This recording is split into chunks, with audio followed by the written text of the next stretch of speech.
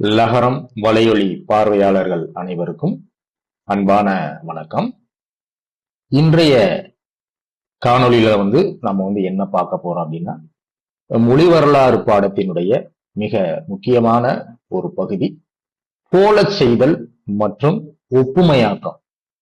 இந்த போலச் செய்தலுக்கும் ஒப்புமையாக்கத்திற்கும் நூலளவு வேறுபாடுதான், மிக நுட்பமான வேறுபாடுதான். போட்டித் தேர்வுகள்ல இந்த இரண்டு தலைப்புகளையும் வைத்து நாம் நுட்பமாக யோசிக்கக்கூடிய ஒரு வினாவை கேட்கலாம். அன்பான லகரம் வலையொலி பார்வையாளர்களே, தொடர்ந்து நம்ம லகரம் தமிழ் வலையொலிக்கு ஆதரவு கொடுங்க, லைக் பண்ணுங்க, ஷேர் பண்ணுங்க, சப்ஸ்கிரைப் கண்டிப்பா நீங்க பண்ணுங்க. தமிழுக்கு வரவேற்பை கொடுங்க. சரி, பாருங்க.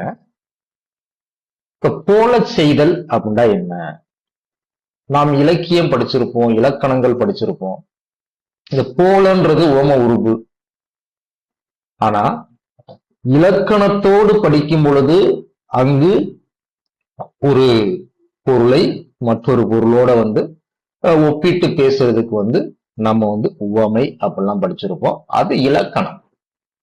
இங்கு மொழி வரலாறோடு படிக்கும் பொழுது மொழிக்கும் இந்த போலச் செய்தலுக்கும் என்ன தொடர்பு? பாருங்க. மனிதன் சிறிது வளர்ந்த பிறகு மற்றவர்களை பார்த்து அவர்கள் செய்வது போல் செய்யும் ஆற்றல் தான் போலச் செய்தல். மனிதன் என ஒரு குழந்தை பிறந்துடனே கை கால்களை அசைக்கும். அந்த அசைக்கிறது போலச் செய்தல் கிடையாது. சரி, வளர்ந்ததுக்கு அப்புறம் அந்த கவனிக்கக்கூடிய அந்த ஆற்றல் வரும் பொழுது அந்த குழந்தை பாத்தீங்க அப்படின்னா மற்றவர்களை பார்த்து அவர்கள் என்ன செய்கிறாங்களோ அது போல அந்த செய்யக்கூடிய அந்த ஆற்றல் தான் போலச் செய்தல். இந்த சிறப்பியல்பு தான், அதாவது இந்த போலச் செய்தல் என்று சொல்லக்கூடிய சிறப்பியல்பு தான் மனிதனை இந்த அளவுக்கு அடுத்த கட்டத்திற்கு முன்னேற செய்துள்ளது. பிறவியில் இயற்கையாக அமையாத ஆற்றல்களை எல்லாம் பார்த்தும் கேட்டும் அறிந்தும் கொண்டு மனிதன் உயர்வதற்கு உறுதுணையாக இருப்பது எது? இந்த போலச் செய்தல். நீ நல்லா கவனிச்சுக்கிறனுங்க. ஒப்புமையாக்கம், இந்த போலச் செய்தல் என்னன்னு தெரிஞ்சாதான் ஒப்புமையாக்கம் புரியும். நம்ம இரண்டையும் நம்மகிட்ட படிக்கிறவங்ககிட்ட, மொழி வரலாறு படிக்கிறவங்ககிட்ட இதுல ஒரு நுணுக்கமான கேள்வி வைக்கிறப்ப நாம் எல்லாருமே சாதாரணமாக யோசிப்பது என்னன்னா, எப்பவுமே நம்ம அடிப்படையா ஒரு கருத்து நமக்கு புரியும். ஆனா பிஜிடிஆர்பி கேள்வியை பொறுத்த வரைக்கும் நாம் எது சரின்னு நினைக்கிறோமோ அது தவறா இருக்கும், எது இதெல்லாம் வராதுன்னு நினைக்கிறோமோ அப்ப அது புரிதல் இருந்தா தான் அதை கண்டுபிடிக்க முடியும். பாருங்க. அடுத்து, ஒருவர் செய்வதை பார்த்து அவ்வாறு செய்கின்ற இந்த பண்புதான், நல்லா பாருங்க, அந்த வார்த்தையில ரொம்ப நுணுக்கமானது. அந்த பண்புன்ற வார்த்தையை பயன்படுது. பண்பு எல்லாருக்குமே வந்துடாது, சரிங்களா? அப்ப இந்த பண்புதான் மக்களின் நாகரீக வளர்ச்சிக்கே காரணம் என்று கூறத்தக்கது. எது? இந்த போலச் செய்தல். இந்த போலச் செய்தல் என்று சொல்லக்கூடிய இந்த பண்பு ஒண்ணு இல்லை அப்படின்னா நாம் இன்றைய மனிதர்கள் அடுத்த கட்டத்திற்கு வந்திருக்கவே முடியாது. பாருங்க. இப்ப ஒருவர் ஒலித்தது போல் மற்றவர் ஒலிக்க முடிந்ததால் தான் பேச்சு மொழி ஏற்பட்டது. இப்ப வீட்டுல பாருங்க, ஒரு குழந்தைக்கு அம்மா சொல்லி கொடுப்பாங்க. அம்மா அப்படின்னா அந்த குழந்தைக்கு நல்லா தெரிஞ்சுக்கங்க, அம்மா என்பதற்கு பொருள்லாம் தெரியாது. மூவா கூட ஒரு புத்தகத்தில் சொல்லி இருப்பார். ஒரு குழந்தை தனக்கான ஒரு குறிப்பிட்ட வயது வரும் வரை தன் அம்மாவுடைய பெயர் அம்மாண்டு தான் நினைச்சுக்கிட்டு இருக்குமா. அதனாலதான் குழந்தை அம்மாண்டு கூட தன்னுடைய அம்மாவுடைய பெயர் அம்மான்னு தான் நினைக்குமா. ஒரு குறிப்பிட்ட காலத்திற்கு வந்ததுக்கு அப்புறம் அதுலயும் பாருங்க, அம்மா என்பது அது ஒரு பொது பெயரு.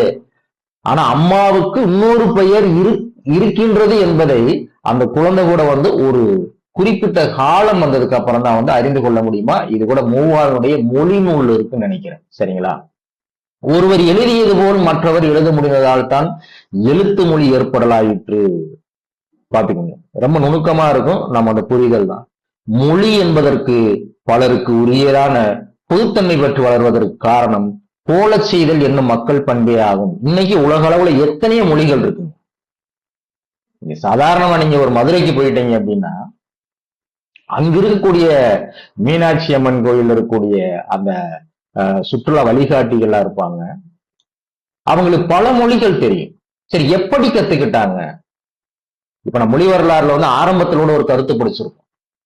உலகில வந்து தெரியாத மொழிகளுக்கெல்லாம் நம் மொழியை பற்றி தெரியாதவர்கள் எப்படி இலக்கணங்கள் எழுதினாங்க? அந்த மொழிக்குரிய ஒரு பொதுவான ஒரு பண்பு இருக்கும். அதை வைத்துக் கொண்டுதான் எப்படி உலக அளவுல வந்து போக்குவரத்திற்கு பொதுவான இங்க சில போக்குவரத்து விதிகள் இருக்கோ, அது போல மொழிக்கும் பொதுவான சில விதிகள் இருக்கும். அதை வைத்து தங்களுக்கு தெரியாத மொழிகளுக்கெல்லாம் இலக்கணம் எழுதியதாக நம் மொழி வரலாறுல வந்து சக்தியுடைய புத்தகத்துல வந்து ஆரம்பத்துல வந்து ஒரு அறிமுகம் இருக்கும். இங்க அது மாதிரிதான் மொழி என்பது பலருக்கு உரியதான பொதுத்தன்மை பெற்று வளர்வதற்கு காரணம் என்னன்னு பாத்தீங்க அப்படின்னா, போலை செய்தல் என்று சொல்லக்கூடிய மக்கள் பண்பே. அந்த வார்த்தையை நல்லா கவனிக்கணும்.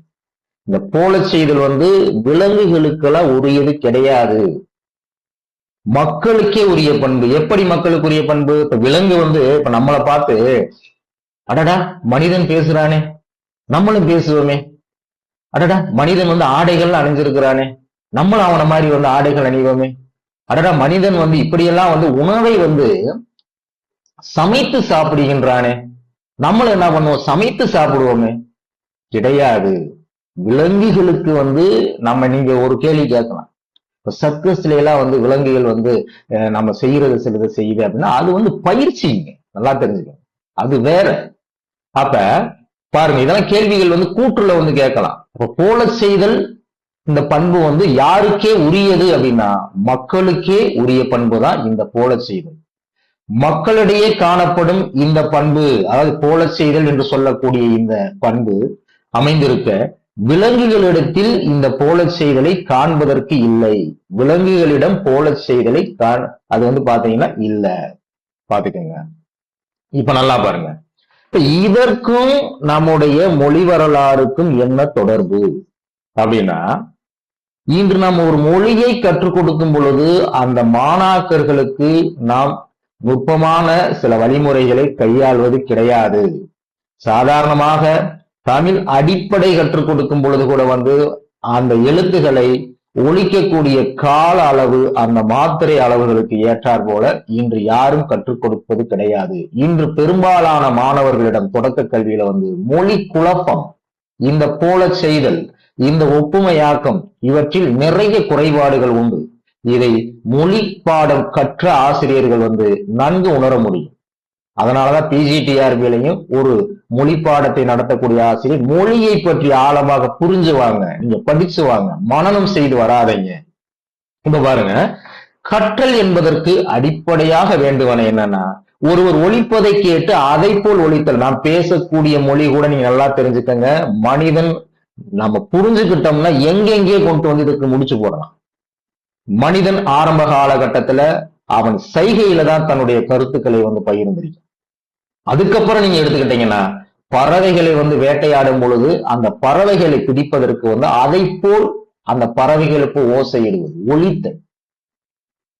அந்த ஒலிகளை தான் என்ன பண்ணிருக்க, பேச்சொலிகளா கொண்டு வந்து நான் இன்று படிக்கக்கூடிய வடிவம் எல்லாமே வந்து பாத்தீங்கன்னா இது மாதிரி. அப்ப ஒருவர் ஒலிப்பது கேட்டு அதை போல் ஒலித்தல், ஒருவர் எழுதுவது கண்டு அதை போல் எழுதுதல், ஒருவர் செய்வதை போல் நாமும் செய்ய முயற்சி செய்தல், ஒருவர் உணர்வது போல் நாமும் என்னது உணர்தல் முதலியவை. சுருக்கமாக நம்ம சொன்னோம்னா, சுருங்க கூறின் இன்றைய கல்விக்கும் நாகரிகத்திற்கும் அடிப்படையாக வேண்டுவது என்னன்னு பாத்தீங்கன்னா போல செய்தல் தான். பாத்துக்கங்க. அப்ப இந்த போல செய்தல் வந்து மக்களுக்கே உரிய ஒரு பண்பு, இது விலங்குகளிடத்தில் இல்லை. இன்றைய கல்விக்கு நாகரிகத்திற்கும் உறுதுணையாக இருந்தது வந்து இந்த போல செய்தல் தான். அப்படியே நீங்க வந்து அடுத்தது ஒப்புமையாக்கம் வந்தீங்கன்னா, ஒரு நூலளவு அப்படி ஒரு ஆழ்ந்த ஒரு கருத்தை வந்து நம்ம வந்து ஒரு சின்ன வேறுபாடு, ஆனா நுணுக்கமான வேறுபாடு. இன்று ஒரு சாதாரணமான ஒரு குழந்தைக்கு நாம் தமிழில் ஒரு தொடரை நம்ம வந்து வீட்டுல வந்து அப்பாவும் அம்மாவும் பேசிக்கிடுவாங்க. இன்னைக்கு நம்ம ஒரு குழந்தைக்கு வந்து பல்லாயிரக்கணக்கான தொடர்களை சொல்லிக் கொடுக்க அவசியம் கிடையாது. தமிழ் மொழியில வந்து ஒரு வாய்ப்பாடு போல வந்து அதை அந்த குழந்தைகளை வந்து ஒப்புமையாக்கம் செய்து கொள்வார்கள். நாமும் ஒப்புமையாக்கம் செய்து கொள்வார். அதுதான் இங்க வந்து பார்க்க போறோங்க. அந்த ஒப்புமையாக்கம் வந்து மொழிக்கு வந்து எவ்வளவு உறுதுணையா இருக்குன்னு பாருங்க. இப்ப பாருங்க, ஒருவர் தாம் கற்ற சிலவற்றை கொண்டு மற்றவற்றை அமைத்துக் கொள்ளும் தன்மை ஒன்று உண்டு. அது ஒப்புமையாக்கம். நல்லா பாருங்க, நம்ம வந்து ஒண்ணு கத்துக்கிறோம், கற்றுக்கொண்டதை வைத்து நாம் அதே போல செஞ்சோம்னா அது போல செய்தல். நல்லா தெரிஞ்சுக்கங்க. அப்ப நம்ம வந்து கற்ற சிலவற்றை கொண்டு மற்றவற்றை அமைத்துக் கொள்ளும் தன்மை, மற்றவற்றை ஆக்கி கொள்ளும் தன்மை, மற்றவற்றை உருவாக்கி கொள்ளும் தன்மை, ஏற்கனவே கற்ற ஒன்றை ஒப்புமை செய்து அவற்றை போல் ஆக்கி கொள்ளக்கூடியதுதான் என்னன்னு பாத்தீங்கன்னா இந்த ஒப்புமையாக்கம். மொழியினுடைய அமைப்புக்கு ஒப்புமையாக்கம் பெரிய காரணமாகும். இன்னைக்கு வந்து நம்ம வந்து அமைப்பு மொழிகள் அப்படின்னு சொல்லுவோம். நம்ம வந்து மொழியினுடைய ஒவ்வொரு அடுத்த கட்டத்திற்கும் முக்கியமான காரணம் பார்த்தீங்க அப்படின்னா இந்த ஒப்புமையாக்கம் மிக மிக முக்கியமானது. இப்ப வர்ற கருத்துக்கள் ரொம்ப நுணுக்கமா இருக்கும் பாருங்க. எடு என்பதன் இறந்த கால சொல்லாக பாருங்க. இப்ப எடுன்றது வந்து அடி சொல்லுதான். எடு என்பது தமிழ்ல வந்து பாத்தீங்கன்னா வேர் சொல். பாத்துக்கோங்க. அப்ப அந்த இறந்த கால சொல்லாக எடுத்தார் என்பதை அறிந்த குழந்தை. கொடு தடு என்பதற்கு கொடுத்தார் தடுத்தார் என்று தானே சொற்களை அமைத்துக் கொள்கிறது. இப்ப நம்மளே மாணவன்கிட்ட வந்து கேட்போம், சரி எடு என்பதை நாம் இறந்த கால சொல்லாக சொல்லும் பொழுது எடுத்தார் அப்படின்னு நம்ம சொல்லிக் கொடுக்குறோம்னு வச்சுக்கோங்க. ஒரு மாணாக்கன்ட்ட வந்து மாணவர்கள்ட்ட வந்து எங்க இது அப்படியே வந்து இப்ப நான் கொடு தடுன்ற வேர் சொல்ல சொல்றேன், நீங்க வந்து இதை இறந்த கால சொல்லாக மாத்துங்க அப்படின்னா அப்ப நல்லா பாருங்க, அந்த மாணவன் வந்து போல செய்தல் கிடையாது. நாம் ஏற்கனவே எடு என்ற சொல்லை இறந்த கால சொல்லாக அந்த மாணவனுக்கு சொல்லி காட்டும் பொழுது அவன் ஒப்புமையாக்கம் செய்யான். எடு என்ற இடத்துல வந்து கொடு தடுந்து போட்டாச்சு. அதுக்கப்புறம் வந்து கொடுத்தார் தடுத்தார் அப்படின்னு வந்து ஒப்புமையாக்கம் அதை ஒப்பிட்டு மறுபடியும் ஆக்கிக் கொள்கின்றான், உருவாக்கி கொள்கின்றான். அதுதான். இப்ப அடுத்து பாருங்க, 10 4 14 என்று அறிந்த சிறுவன் 10 10 5 15 அப்படி அடுத்த கேள்வி கேட்போம். இப்ப 10 4 14னா 10 5 என்னப்பான்னு கேட்போம். 15 சரி, 10 7 17 அப்படின்னீங்க. சரி 20 7 27 அதான் ஒப்புமையாக்கம். அப்ப 10 10 5 15 அடுத்து பாருங்க, 10 6 16 10 7 17 என்ற சொற்களை எளிதில் அமைத்துக் கொள்ள முடிகிறது. இதுவேங்க என்னது ஒப்புமையாக்கம். அவர் 10 மாடு வளர்த்தார். இது ரொம்ப நுணுக்கமானது. ஒரு தொடர்கள்ல இப்ப நான் அடிக்கடி சொல்லுவேன், நான் வந்து இப்ப மொழி வரலாறுல வந்து நீங்க தொடர் வகைகள் எடுத்துக்கிட்டீங்க அப்படின்னா நல்லா பாருங்க. தமிழ் வந்து எழுவாய் பயனிலை, எழுவாய் செயல்படு பொருள் பயனிலை, எழுவாய் சுட்டுப்பெயர் பயனிலை செயல்படு பொருள், இந்த மாதிரி வந்து நிறைய ஒரு ஃபார்முலா மாதிரி, அதாவது வந்து வாய்ப்பாடு மாதிரி நாம் இன்று பேசக்கூடிய மொழி நமக்குள் என்ன ஆயிடுச்சு, அப்படி கலந்துருச்சு. இப்ப நான் பேசும் பொழுது எப்படி யதார்த்தம் பேசுறோம், ராமன் அங்கு ஓடுகிறான் அப்படின்றப்ப இது ஒரு வாய்ப்பாடு போல நமக்குள்ள நம் மொழி வந்து ஒப்புமையாக்கம் செய்து நமக்குள்ளே பயணிக்கின்றது. நாம் யாராச்சும் பேசும் பொழுது எழுவாய் செயல்பொருள் பயனே இதெல்லாம் வந்து யோசிச்சு நம்ம பேசுறோமா? கிடையாது. அதுதாங்க பாருங்க, அவர் 10 மாடு வளர்த்தார் என்ற வாக்கியத்தை அறிந்த சிறுவனுடைய மூளையில் ஒரு மாணவனுக்கு வந்து இந்த இப்ப அவர்ன்றது என்னது சுட்டு பெயர், 10ன்றது என்னது எண்ணு பெயர், மாடுன்றது என்னது இங்க வந்து பாத்தீங்க அப்படின்னா இது வந்து ஒரு பெயர் சொல்லு. அதுக்கப்புறம் வளர்த்தார் அப்படின்ற பாருங்க, இது வந்து பாத்தீங்கன்னா ஒரு பயனிலை. இப்ப நீங்க நல்லா அந்த இருக்கு பாருங்க, மன்னிக்கணும், மாடுன்றது செய்யப்படு பொருள் பாருங்க. அப்ப அவர் 10 மாடு வளர்த்தார் என்ற வாக்கியத்தை அறிந்த சிறுவனுடைய மூளையில வந்து எழுவாய் இப்ப எழுவாய் வந்து மொழி வரலாறு ரொம்ப அவசியங்க. தமிழ்ல வந்து எழுவாய் எங்கு வேண்டாலும் வரலாம். இப்ப இந்த இடத்துல வந்து 10 மாடு வளர்த்தார் அவர், சரிதான், பாத்துக்கங்க, ஒண்ணும் கிடையாது. இப்ப கண்ணன் புத்தகத்தை படித்தான், புத்தகத்தை கண்ணன் படித்தான், படித்தான் புத்தகத்தை கண்ணன். எப்படி போட்ட எழுவாய் தமிழ்ல எங்கு வேணாலும் வரலாம். அதுவும் நம் மொழியில் இருக்கக்கூடிய நுட்பமான கூறு. அப்ப அவர் 10 மாடு வளர்த்தார் என்ற வாக்கியத்தை அறிந்த சிறுவனுடைய மூளையில் எழுவாய் முதலிலும், அதாவது அவர் என்று சொல்லக்கூடிய இந்த சுட்டுப்பெயர் வந்து இங்க வந்து பாத்தீங்கன்னா எழுவாயாக வந்திருக்கு. வளர்த்தார் என்று சொல்லக்கூடிய பயனிலை இறுதியிலும், செயல்படுபொருள் பாருங்க மாடு, சரிங்களா, அந்த மாடுன்னு செயல்படுபொருள் இடையிலும், அதற்கான எண்ணு பெயர் எத்தனை மாடு? 10 மாடு. அப்ப அதற்கான எண்ணு பெயர் அதற்கு முன்னும் அமையும் அமைப்பு நன்றாக அந்த மாணவனுடைய மூளையில் ஒரு வாய்ப்பாடு போல பதிந்து விட்டது. இவ்வாறு கற்றுக்கொண்டதை அடுத்து அந்த மாணவன் அதே வாய்ப்பாட்டுல எப்படி தனக்கான ஒரு தொடராக வந்து மாத்துறான், அதுதான். அதனால் அதே வாய்ப்பாட்டில் அந்த சிறுவன் வந்து தம்பி 3 முறுக்கு தின்றான். நல்லா கவனிங்க. அப்ப இந்த இடத்துல அவர்ன்றது சுட்டு பெயர் தான். இப்ப அந்த அவர்ன்ற இடத்துல சுட்டு பெயரை போடாம தம்பி, 10ன்ற இடத்துல வந்து 3, மாடுன்ற இடத்துல வந்து செயல்பட பொருளாக முறுக்கு, அவங்க வளர்த்தார் அப்படின்ற தின்றான். பாத்துக்கங்க. அடுத்து பாருங்க, அப்பா 4 காசு கொடுத்தார் முதலிய பல வாக்கியங்களை அமைக்கன ஒப்புமை ஆக்கம். அமைக்க என்றாலும் ஆக்குதல் என்றாலும் ஒன்றுதான். அமைக்க சிறுவனால் முடிகிறது. இதுதான் ஒப்புமையாக்கம். இந்த ஒப்புமையாக்கத்துக்கு உறுதுணையாக இருந்தது என்னது? மொழி. அதான் மொழி வரலாறு. அப்ப ஒரு மொழி வரலாறு நாம் எதற்காண்டி படிக்கிறோம், அந்த தலைப்பினுடைய சாராம்சம் நுணுக்கம் என்ன என்பதை படித்தால் நீங்க பிஜிடிஆர்பில எந்த சொந்தமா கேள்வி கேட்டாலும் அந்த கேள்வியை நாம் கணிக்க முடியும். நல்லா தெரிஞ்சுக்கங்க. பெயர் சொல்லின் வேறுபாடுகள், வினை சொல்லின் வேறுபாடுகள், சொற்றொடர் அமைப்புகள், வாக்கிய அமைப்புகள் முதலிய எல்லாவற்றையும் இம்முறையில் எளிதாக அமைத்துக் கொள்ள முடிகிறது. பெயர் சொல்லோட வேறுபாடா இருக்கட்டும், வினைச்சொல்லோட வேறுபாடா இருக்கட்டும். வினைச்சொல் வந்து எத்தனை சொல்லுது. நம்ம தமிழில் பெயர் சொற்கிறது அதிகம். இதெல்லாம் கேள்வி. அப்ப இதெல்லாம் நம்ம வந்து எப்படி நம்ம உருவாக்கி கொள்றோம், அதாவது ஆக்கிக் கொள்றோம், இந்த ஒப்புமையாக்கத்தின் மூலமாக தான் ஆக்கிக் கொள்றோம். ஒப்புமையாக்க முறை இளம் பருவத்திலேயே நன்றாக பதிந்து பழகிவிடு வாய்ப்பு எந்த மொழியில இருக்குன்னு தெரியுங்களா? ஒரு குழந்தை பேசக்கூடிய தாய்மொழியில இருக்கு. இன்னைக்கு நிறைய குழந்தைகள் மொழி தடுமாற்றம்.